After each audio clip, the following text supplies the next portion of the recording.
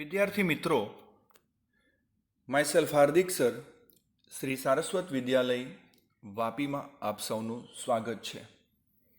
મિત્રો, આપણે વનસ્પતિ બાહ્યાકાર વિદ્યામાં અભ્યાસ કરી રહ્યા છે અને લાસ્ટ લેક્ચરમાં આપણે પુષ્પની આકૃતિ, પુષ્પાકૃતિ વિશે સમજ્યા હતા તથા પુષ્પનું સૂત્ર અને એમાં વપરાતી સંજ્ઞાઓ વિશે ભણ્યા હતા. તો જો પુષ્પની આકૃતિ, પુષ્પાકૃતિ અને પુષ્પસૂત્રને સમજવું હોય તો એની સંજ્ઞાઓને બરાબર મિત્રો યાદ રાખજો. મેં તમને એ સંજ્ઞાઓને શીખવાડી છે, તો એને યાદ રાખજો.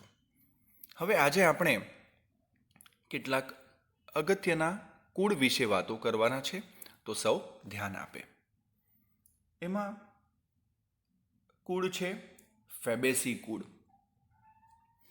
ફેબેસી કુળની ઓળખાણ શું છે? તો મિત્રો, જો તમને આ કુળની પુષ્પની આકૃતિ આવડતી હોય, પુષ્પાકૃતિ આવડતી હોય અને પુષ્પસૂત્ર આવડતું હોય તો આખું કુળ તમે સરળતાથી એના વિશે વર્ણન કરી શકો છો. તો સૌથી પહેલાં એનું સામાન્ય વર્ગીકરણ જોઈએ મિત્રો. ફેબેસી કુળની વાત કરું છું તો વર્ગીકરણમાં એનો વર્ગ છે દ્વિદળી. કયો વર્ગ છે? દ્વિદળી. એનો ઉપવર્ગ છે મુક્તદલા. કયો છે? મુક્તદલા. શ્રેણી કેલિસિફ્લોરી. એનું ગૌત્ર છે રોઝેલ્સ અને એનું કુળ છે ફેબેસી. તમે આ જાણો છો મિત્રો, આજે વર્ગીકરણની કક્ષાઓ વિશે આપણે ભણ્યા છે. વર્ગ, ઉપવર્ગ, ગૌત્ર, શ્રેણી, બધું જે તમે જાણો છો.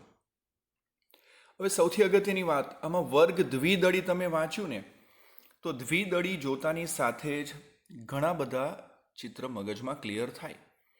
મેં તમને લાસ્ટ લેક્ચરમાં એક દ્વિદળી અને એકદળી વનસ્પતિનો એક ડિફરન્સ સમજાવ્યો હતો કે દ્વિદળી વનસ્પતિ એટલે કે મોટાભાગે એમાં સોટીમય મૂળતંત્ર હોય, એક દળીમાં તંતુમય મૂળતંત્ર હોય.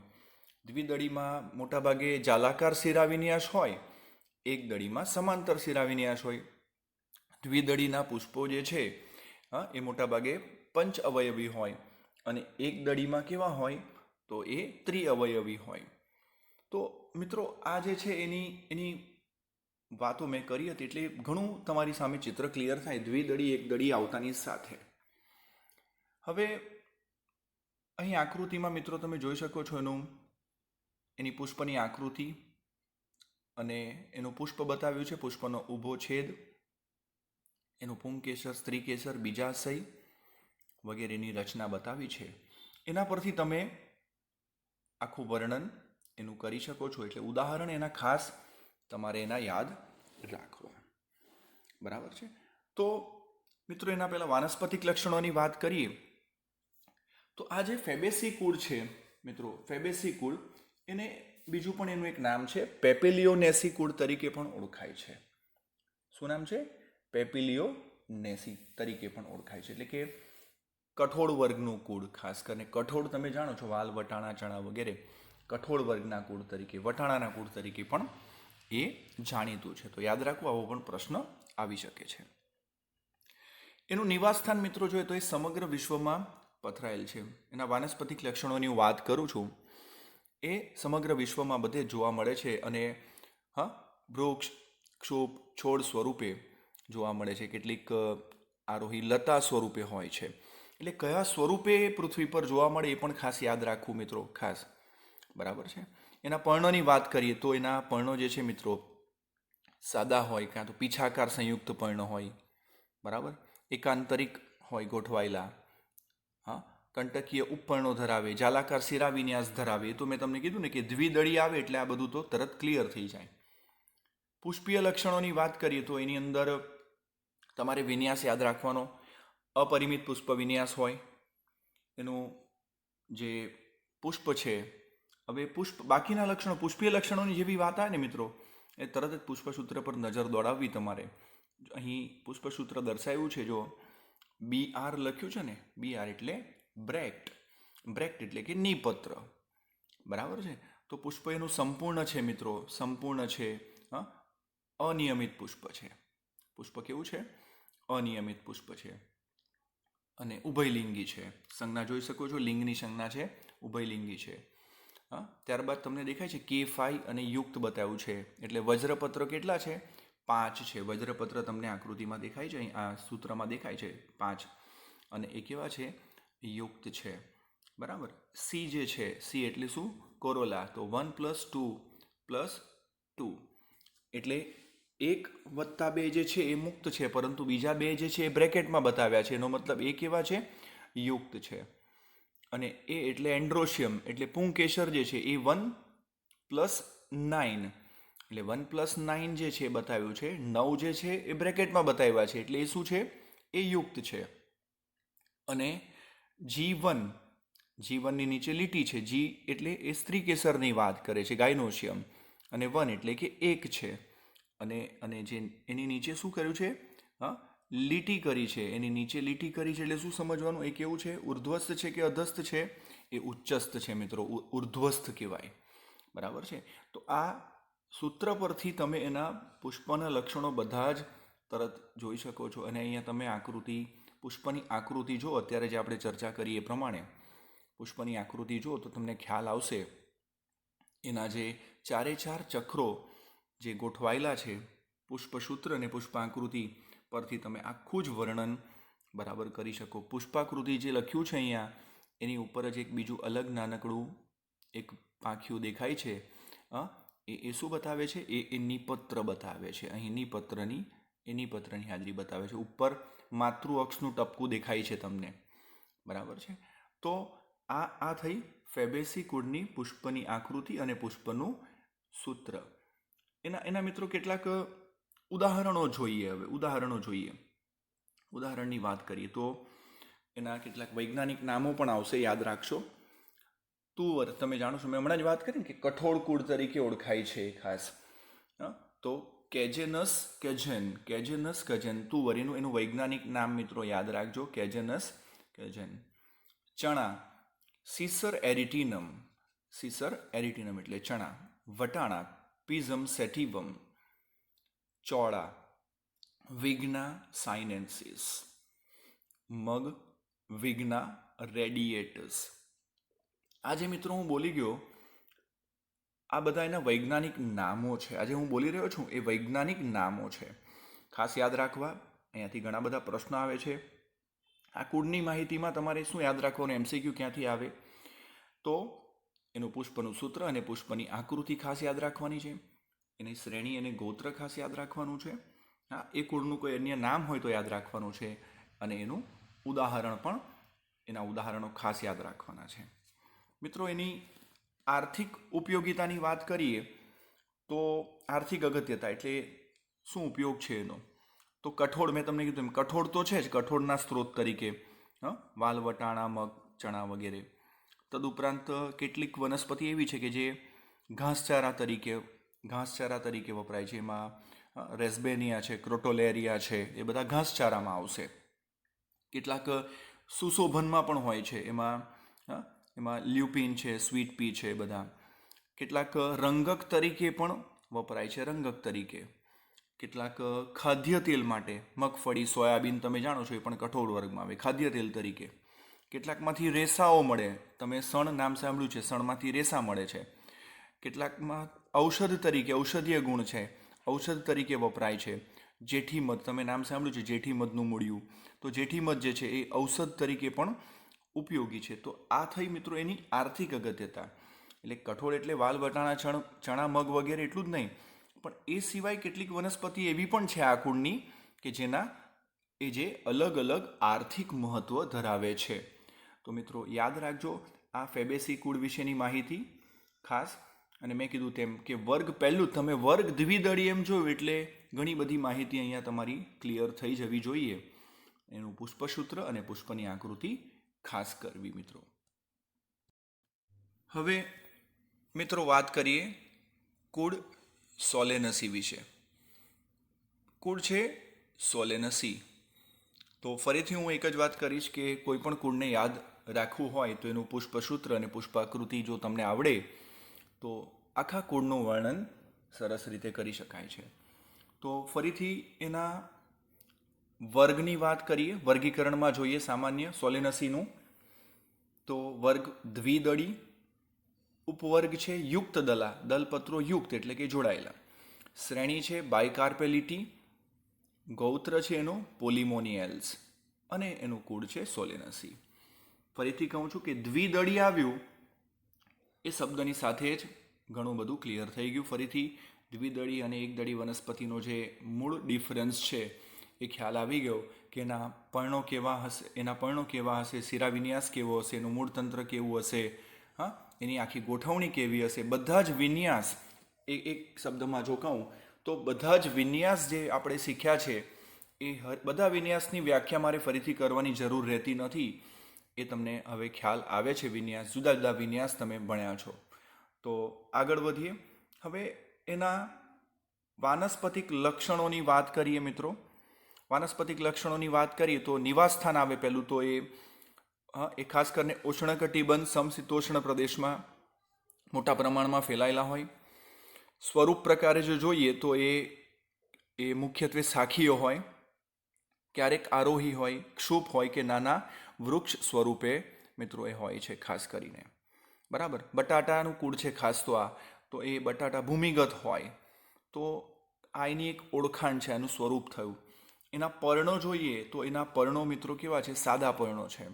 હવે પર્ણો વિશે મેં સમજાવ્યું છે, સાદા પર્ણો, સંયુક્ત પર્ણો શું છે, પીછાકાર, પંજાકાર, બધી વાતો મેં કરી છે તમને. એટલે હર વખતે વ્યાખ્યા કરવાની જરૂર નથી.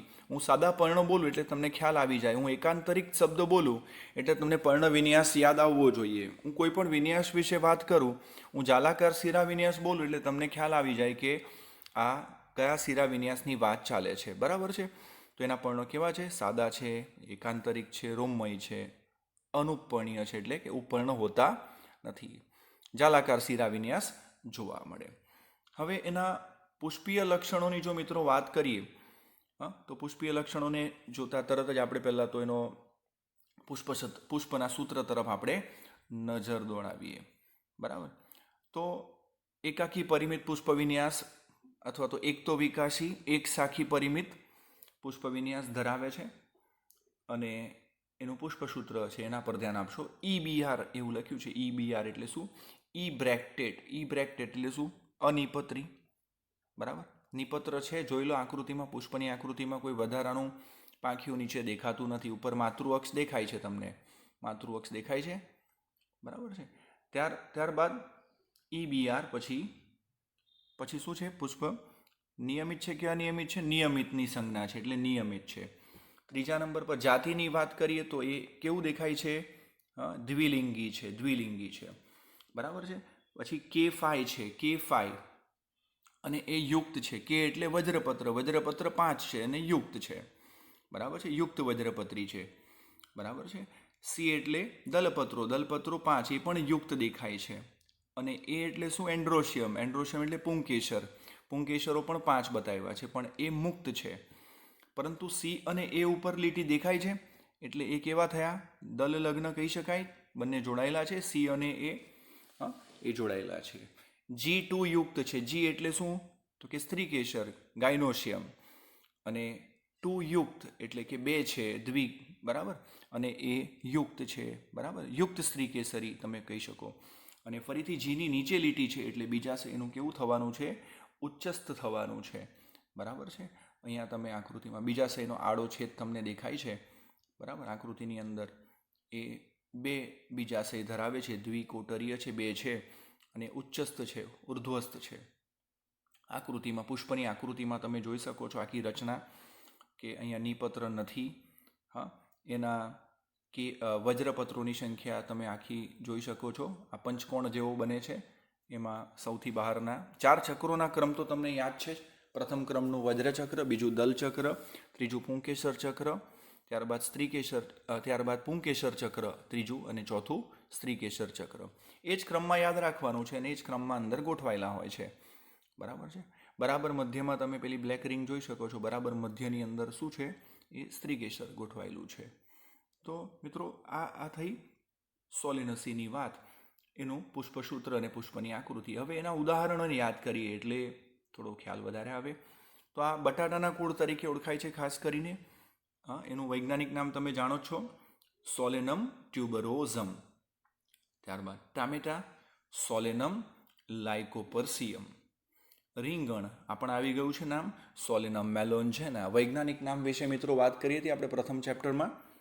પીલુડી, સોલેનમ નાઇગ્રમ. તો આ થયા એના ઉદાહરણો, આ એના વૈજ્ઞાનિક નામો અને એના ઉદાહરણો ખાસ યાદ રાખવા. આર્થિક અગત્યતાની દ્રષ્ટિની જોઈએ તો અત્યારે આ જોયા શાકભાજીમાં ખાસ આ બધા જ ઉદાહરણો મોટાભાગે બટાટા, ટામેટા, રીંગણ આ એના ખોરાક તરીકે છે, એટલે કે શાકભાજી છે. કેટલાક આ કુળની કેટલીક વનસ્પતિ એવી છે કે જે ઔષધીય ગુણ ધરાવે છે. એમાં કેટલાક એટ્રોપા બેલોડોના કરીને છે, એટ્રોપા બેલાડોના, જેના મૂળનો ઉપયોગ થાય દવા માટે થતો હોય છે મિત્રો ખાસ કરીને. એ સિવાય એવી ઘણી બધી છે, અશ્વગંધા છે, એના મૂળ જે છે એ પણ ઉપયોગી છે. સુશોભન માટે કેટલાક વપરાય છે મિત્રો. ખાસ કરીને સુશોભનની અંદર આ કુળની વનસ્પતિ સુગંધના ગુણધર્મ, પુષ્પ ધરાવે છે સુંદર, એના આધારે પણ એને ઉછેરવામાં આવે છે. તમાકુનું ઉદાહરણ જાણો છો, તમાકુનું નિકોટિયાના ટબેકમ જે છે એનો ઉપયોગ તમાકુનો ઉપયોગ વિવિધ રીતે થાય છે એ તમે જાણો છો. તો આ એના આર્થિક ઉપયોગિતા થઈ. અલગ અલગ જગ્યાએ આ કુળની વનસ્પતિ ઉપયોગિતા ધરાવે છે. તો ખાસ શું યાદ રાખવાનું છે તમારે એનું? પુષ્પનું સૂત્ર અને પુષ્પની આકૃતિ. બરાબર છે. વર્ગ દ્વિદળી છે એટલે ઘણું ચિત્ર તો ત્યાં જ તમારું ક્લિયર થઈ ગયું. બરાબર છે મિત્રો.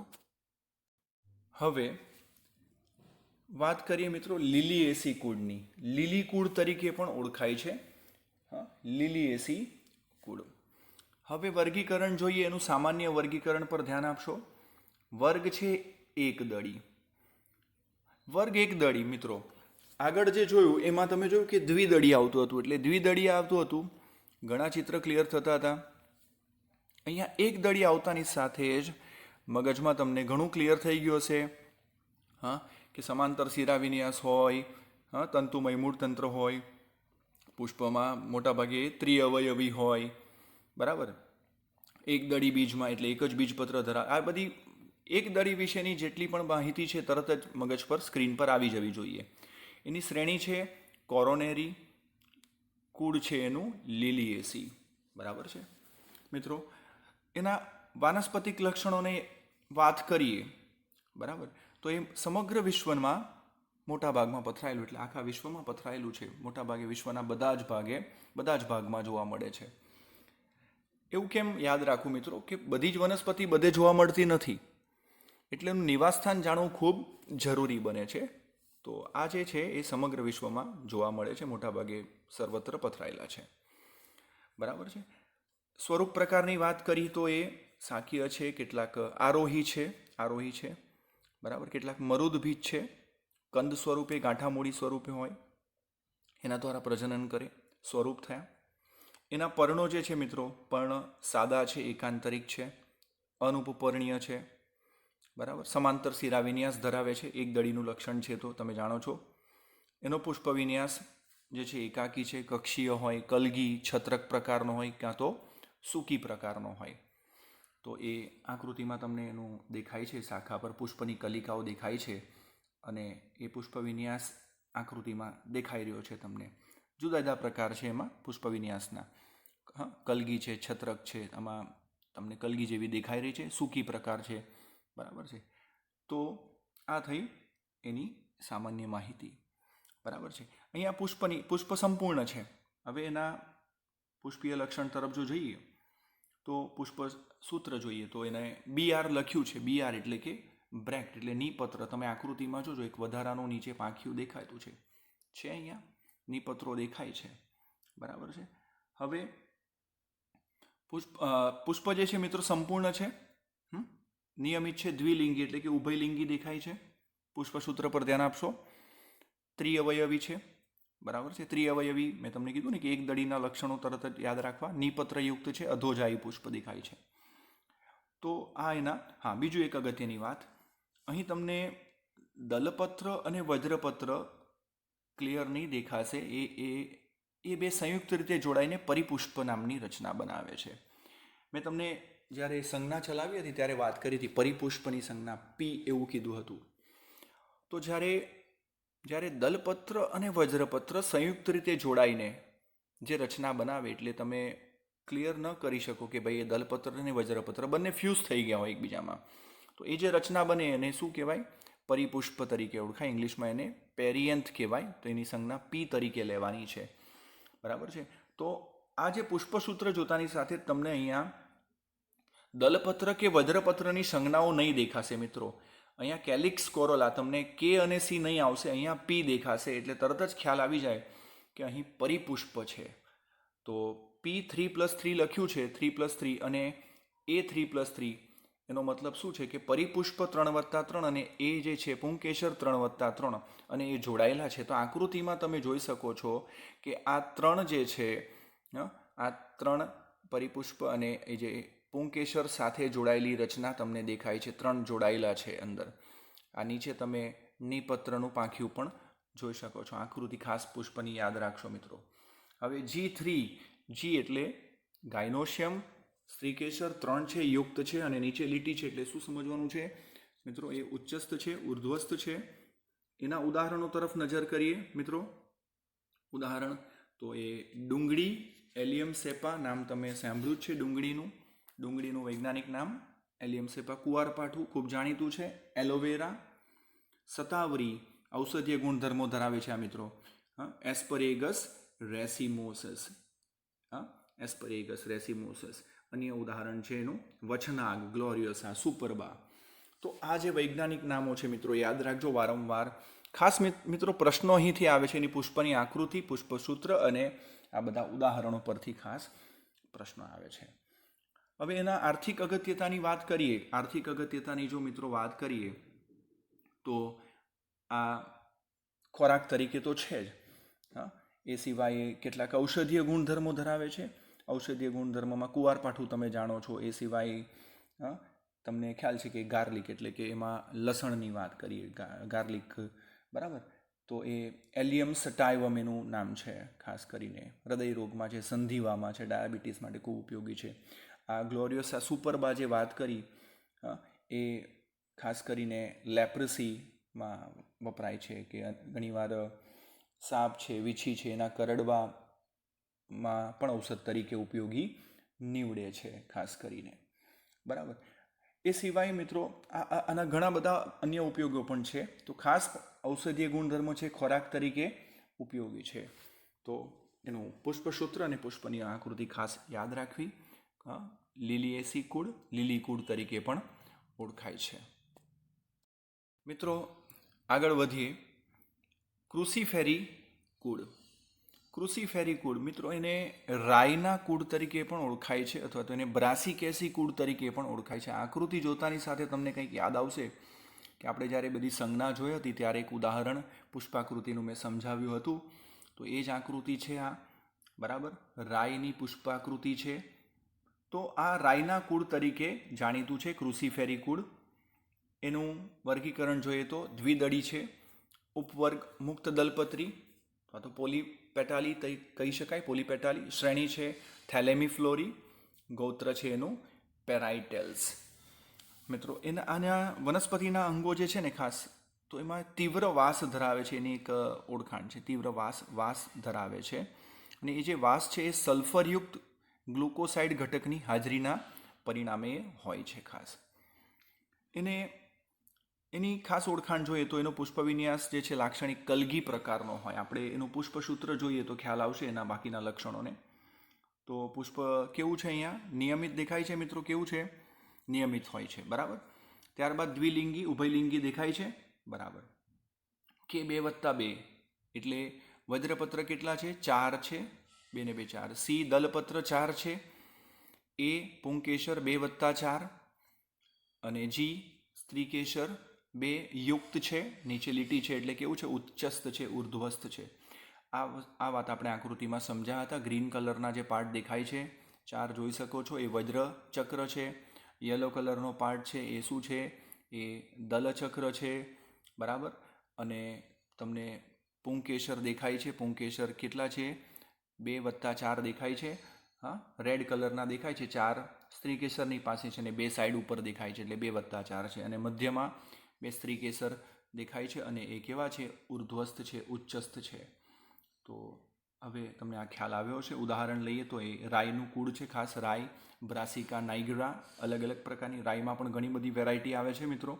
તો બ્રાસિકા નાઇગ્રા, કોબીજ જે છે બ્રાસિકા ઓલેરેસિયા, મૂળો તમે નામ સાંભળ્યું છે, મૂળો, રેફેનસ સટાઇવસ જે છે, બરાબર. તો આ તો ખાદ્ય થઈ.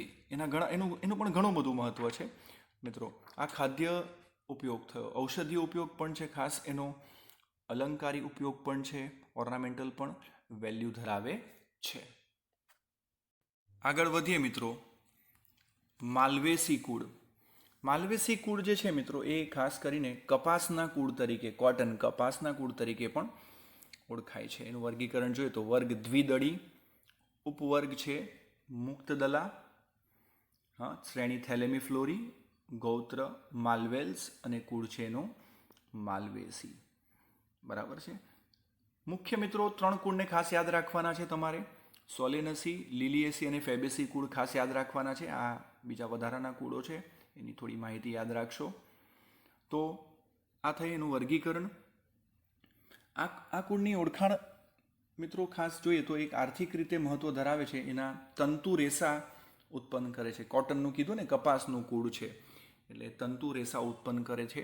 માલવેસી કુળ ખાસ યાદ રાખવું, કપાસનું કુળ તરીકે ઓળખાય છે. પુષ્પસૂત્રને હવે તમને ખ્યાલ આવી ગયો છે કે પુષ્પસૂત્ર જ એ મુખ્ય છે. પુષ્પસૂત્ર પરથી જ બધી માહિતી મળે છે. બરાબર છે. તો પુષ્પ કેવું છે? નિયમિત પુષ્પ છે, ખાસ નિયમિત છે, દ્વિલિંગી છે. વજ્રપત્ર 5 છે દેખાય છે, યુક્ત છે, કૌંસમાં છે ને. દલપત્રો 5 છે. એ જે છે ઇન્ફાઇનાઇટ એટલે એ અનંતનો સંકેત છે, એટલે કે પુંકેસર ઘણા છે. જી જે છે સ્ત્રીકેસર 5 યુક્ત બતાવે છે, બહુ સ્ત્રીકેસરી દેખાય છે. અને જી નીચે લીટી છે એટલે ઉચ્ચસ્થ ઉર્ધ્વસ્થ થશે, બીજાશય. બરાબર છે. એનું ઉદાહરણ એના લઈએ તો હા, કપાસનું વૈજ્ઞાનિક નામ યાદ રાખજો, હા, ગોસિપિયમ. કપાસમાં પણ ઘણી બધી વેરાયટી હોય છે મિત્રો, એટલે ગોસિપિયમ શબ્દ આવે તો યાદ રાખજો કપાસ. જાસૂદનું ફૂલ તમે જોયું છે, જાસૂદ. હિબિસ્કસ, રોઝા સાયનેન્સિસ, બાલસા લાકડું છે એક પ્રકારનું. હા, ઓક્રોમા લેગોપસ જે છે એ બાલસા છે. તો ખાસ એની ઓળખાણ શું માલવેસી કુળની? કે રેસા આપે છે, રેસા તંતુ આપે છે, ખાસ એની ઓળખાણ છે મિત્રો. એ સિવાય પણ એનું ઘણું બધું આર્થિક મહત્ત્વ છે. આર્થિક મહત્ત્વમાં એ ખાસ કરીને ટિમ્બર લાકડું આપે છે, ઔષધીય ગુણધર્મ, સુશોભનમાં બરાબર વપરાય છે. લાકડાની વાત કરીએ તો હમણાં જ વાત કરી તેમ બાલસા લાકડું જે છે બરાબર, એ સૌથી હલકું લાકડું છે મિત્રો. આ જે લાકડું છે એ ખાસ રેસા આપે છે, બરાબર. ઔષધીય ગુણધર્મ છે, સુશોભન માટે વપરાય છે. એક ખાસ કરીને ગોસિપિયમના બીજ જે છે, ગોસિપિયમ, એની અંદરથી વિટામિન્સ મળે છે. વિટામિન A, D, E અને વિટામિન B કોમ્પ્લેક્સથી એ ભરપૂર હોય છે. કેટલાક તેલ, કપાસના બીજમાંથી તેલ મળે છે, તેલી, બરાબર છે, ખોરાક તરીકે ઉપયોગી છે. તો એના મિત્રો આની આર્થિક ઉપયોગિતા થઈ. બરાબર છે. આગળ કુકરબિટેસી કુળ. મિત્રો આ જે કુકરબિટેસી કુળ જે છે એ કોળાનું કુળ, કોળું એટલે પમ્પકિન, એના કુળ તરીકે પણ જાણીતું છે. આ ખાસ ઓળખાણો યાદ રાખવી. મેં તમને વાત કરી તેમ માલવેસીમાં કપાસના કુળ તરીકે, તેમાં કુકરબિટાસી છે એ કોળાના કુળ તરીકે ખાસ જાણીતું છે. ઓકે, એના વર્ગીકરણની વાત કરી તો વર્ગ છે દ્વિદળી છે, ઉપવર્ગ મુક્તદલા, એની શ્રેણી છે કેલ્સીફ્લોરી, ગૌત્ર પેસિફ્લોરેલ્સ અને કુળ છે કુકરબિટેસી. હવે એના પુષ્પસૂત્ર પર ધ્યાન આપશો તમે. નર અને માદા પુષ્પ બે અહીં અલગ તમને દેખાય છે, બરાબર. નર પુષ્પ અને માદા પુષ્પ એટલે પુષ્પ એક લિંગી થયું, બરાબર છે. EBR એવું લખ્યું છે બંનેમાં. EBR એનો મતલબ શું થાય છે કે ઈ એટલે નિપત્ર નથી. પુષ્પ નિયમિત છે. નર પુષ્પમાં તમે નર સંજ્ઞા તમે જોઈ શકો છો અહીંયા, K5 છે, C5 છે બંનેમાં. માદા પુષ્પમાં માદાની સંજ્ઞા બતાવી છે, નર પુષ્પમાં A1+2 યુક્ત છે, જ્યારે ત્યાં G0 હશે. G કેવું છે? G0 છે નર પુષ્પમાં. જ્યારે માદા પુષ્પમાં તમને A0 લખેલું બતાવશે. બરાબર, આ ખાસ યાદ રાખવું. નર પુષ્પમાં સ્ત્રી કેસરની સંજ્ઞા G0 હશે અને માદા પુષ્પમાં A0 હશે. બરાબર, એટલે આ ખાસ યાદ રાખવું. અને આ બંને પુષ્પના સૂત્ર બંને ખાસ યાદ રાખજો. કોળાના કુળ તરીકે જાણીતું છે. એના ઉદાહરણો મિત્રો લઈએ. હા, તો કોળું એનું વૈજ્ઞાનિક નામ, હા, કુકુરબિટા મેક્સિમા અથવા કુકુરબિટા પેપો તરીકે પણ એ ઓળખાય છે. શક્કર ટેટી તમે જાણો છો, કુડમલી, હા, કુકુમિક્સ મેલો તરીકે ઓળખાય. તરબૂચ છે, સિટુલસ વેલ્ગારિસ તરીકે ઓળખાય છે. યાદ રાખજો, ઘણા બધા આવા નામ છે. બરાબર, પરવળ તમે નામ સાંભળ્યું છે, પરવળ, હા, ટ્રાઇકોસેન્થા ડાયોકા તરીકે ઓળખાય છે. બરાબર, આ પમ્પકિન જે છે ને મિત્રો, પમ્પકિન તમને ખ્યાલ છે, એમાં પણ ઘણી બધી વેરાયટી હોય છે. ભૂરું કોળું, સફેદ કોળું હોય, અલગ અલગ પ્રકારના કોળા હોય છે. બરાબર, ખાસ એની ઔષધીય ઉપયોગિતા છે મિત્રો, ખાસ કરીને દવા બનાવવા માટે. એક અસ્થમામાં વપરાતી દવા છે, હા, બ્રિયોનિયા રોસ્ટ્રેટા જે છે, બ્રિયોનિયા રોસ્ટ્રેટા જે છે એ અસ્થમા, દમ માટે તથા પાઇલ્સ, મસા માટે એમાંથી બને છે મિત્રો. બરાબર, ખાસ કરીને એના બીજા ઘણા ઉપયોગો છે. ખાસ ઔષધીય ઉપયોગ છે, સાથે ખાદ્ય એટલે કે આ ફળ છે, શાકભાજી તરીકે ખાદ્ય ઉપયોગો પણ છે. તો એની આર્થિક અગત્યતા થઈ. તો એ છે કોળાનું કુળ કુકુરબિટેસી.